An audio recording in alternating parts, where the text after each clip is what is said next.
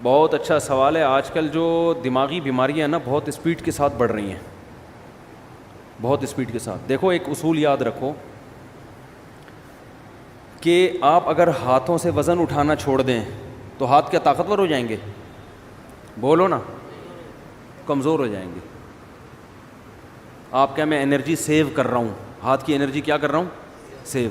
وزن نہیں اٹھا رہا میں تو سیو ہوگی.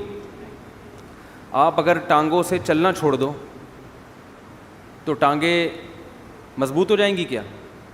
بولنے پر گورنمنٹ نے پابندی لگائی ہے. تو یاد رکھو جب ہم بچپن سے ہی نا ٹینشنوں کے اگر ہم عادی ہوتے ہیں, کچھ نہ کچھ ٹینشن ملتی رہتی ہے, تو انسان کے جو اعصاب ہے نا وہ ٹینشن برداشت, ٹینشن کا ویٹ اٹھاتے اٹھاتے باڈی بلڈر بن جاتے ہیں وہ, یعنی ویٹ لفٹر بن جاتے ہیں وہ. اور اگر بچپن سے ہی ٹینشن کوئی مل ہی نہیں رہی ہو, ممی ڈیڈی والا سیٹ اپ ہو, یہ بچہ نفسیاتی پاگل بنے گا بڑا ہو کر, یہ بتا دوں میں.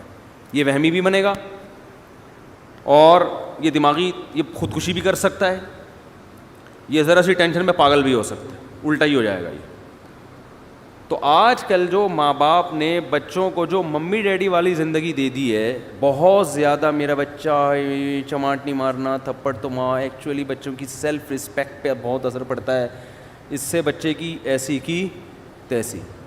ہاں ایسا بھی نہیں ہونا چاہیے کہ آپ بازو کو طاقتور بنانے کے لیے اتنا ویٹ اٹھا لیں کہ ہڈی چٹک جائے آپ کی, تو بچے کو اتنی ٹینشن ہونا شروع ہو جائے کہ گھر اس کے لیے عذاب بن جائے. جو آ رہا ہے جا رہا ہے اس کو ذہنی طور پر ٹارچر کر رہا ہے, تو اس سے بھی دماغ خراب ہوتا ہے اس کا. لیکن نیچرل لائف جو ہے نا, جو ہمیشہ سے چلتی آ رہی ہے, اس سے جب ہٹ جائیں گے تو یہ مسائل کھڑے ہوں گے. ہمیں یاد ہے پہلے وہمی بھی نہیں ہوتے تھے لوگ, اور پاگل کہیں لاکھوں میں کوئی ایک نظر آتا تھا, وہ بھی کوئی ایکسیڈنٹ کی وجہ سے, دماغی چوٹ کی وجہ سے. بڑے بڑے سخت حالات لوگ برداشت کر لیتے تھے.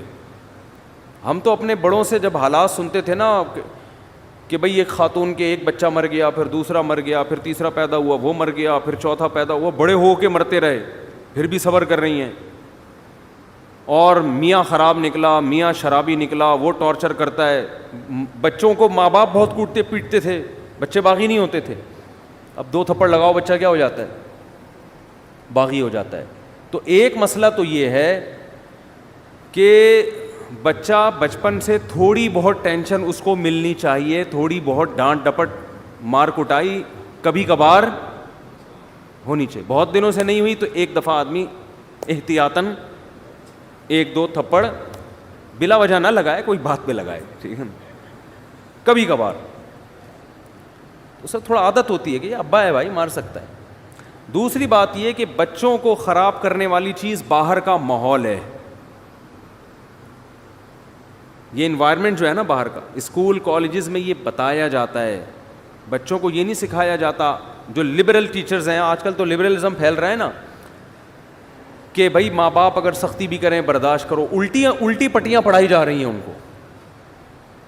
آپ کسی بچے کے سامنے ہی کہتے ہیں ابے تمہارا باپ تو ایسا ہے, ابے تمہارا فلاں تو ایسا ہے, تو بچے کے دل سے اپنے باپ کی عظمت ختم ہو جائے گی. تو باہر بہت سارے لوگ ہیں جو آپ کے گھر کو کیا کر رہے ہیں؟ خراب. عورتیں کیوں خراب ہوتی ہیں؟ وہ جب دوسری عورتوں کے گھروں میں جاتی ہیں تو دوسرے کے میاں کی خوبیاں ان کو نظر آ رہی ہوتی ہیں, خامیاں نظر نہیں آتی, اور اپنے میاؤں کی خامیاں نظر آ رہی ہوتی ہیں, خوبیاں نظر نہیں آ رہی ہوتی. یہ بہت ہو رہا ہے. اب وہ گئیں کسی آنٹی سے ملنے کے لیے, اس کے گھر میں دیکھا بھائی وہ تو اپنی وائف کو گاڑی میں بٹھاتا ہے, ایسے دروازہ کھول کے یوں کر کے بٹھاتا ہے, یہ نہیں پتا کہ وہ کنڈی ٹوٹی ہوئی ہے اس کی, وہاں سے کھلتا نہیں دروازہ اندر سے, ٹھیک ہے نا. اب وہ یہی ایک خوبی ہے, چلو عزت دے رہا ہے, آپ ذرا تحقیق کرو تو پتہ چلے گا خرچہ دھیلے کا بھی نہیں دے رہا.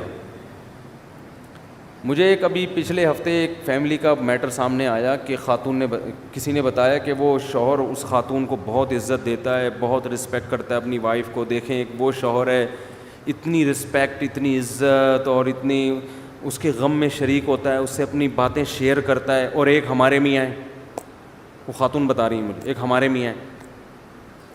میں نے تحقیق کی, میں نے کہا مجھے پتہ چلا کہ وہ جو اتنی عزت دے رہے ہیں نا میاں, اس کی بیوی جاب کر رہی ہے, اپنا خرچہ اپنے بچوں کا خود اٹھا رہی ہے, میاں اپنا خرچہ الگ اٹھا رہے ہیں.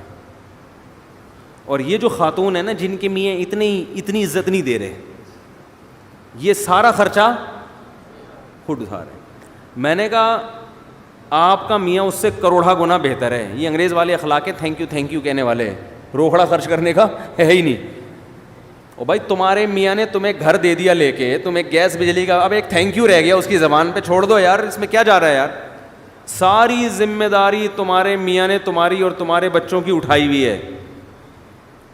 تو اب وہ اس طرح سے عزت نہیں دے رہا, دے دے تو بہت اچھی بات ہے, لیکن اس کی عزت دیکھ کے دھوکا مت کھاؤ. اس کو بولو کہ ایسا کر,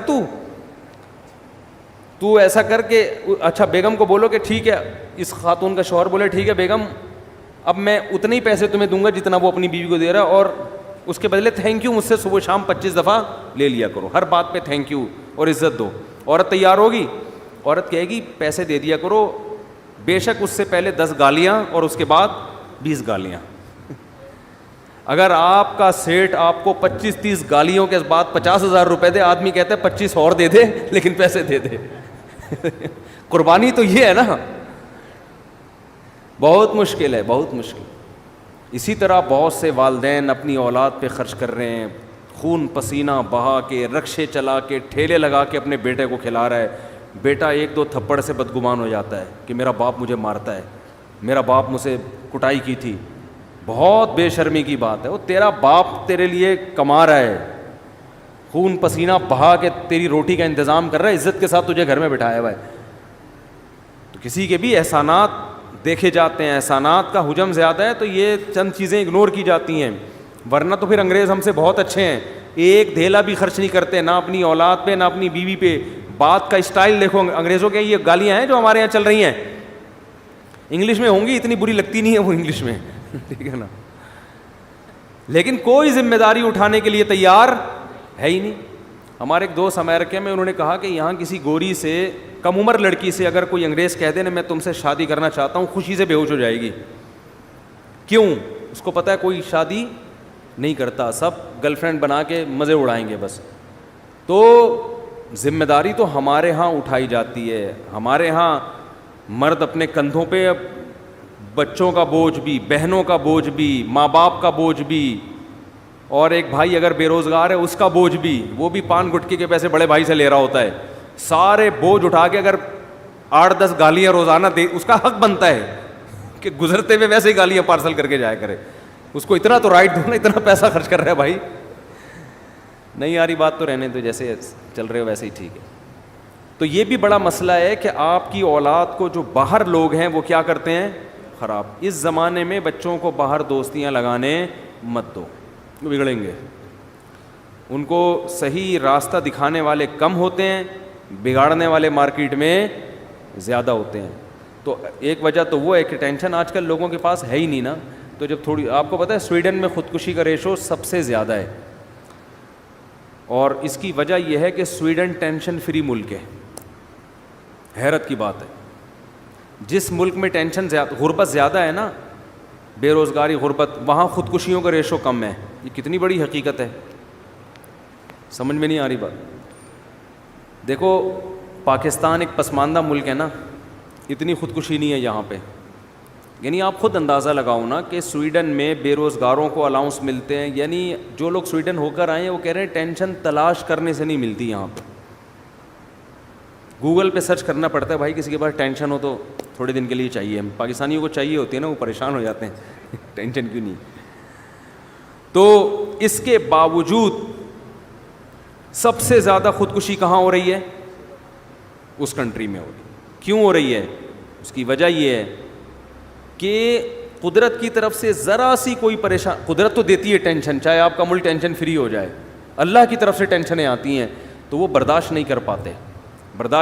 تو جا کے وہ لٹکنے کی کوشش کرتے ہیں اور کھمبوں سے چپکنے کی کوشش. اس کا یہ بڑا نقصان ہوتا ہے.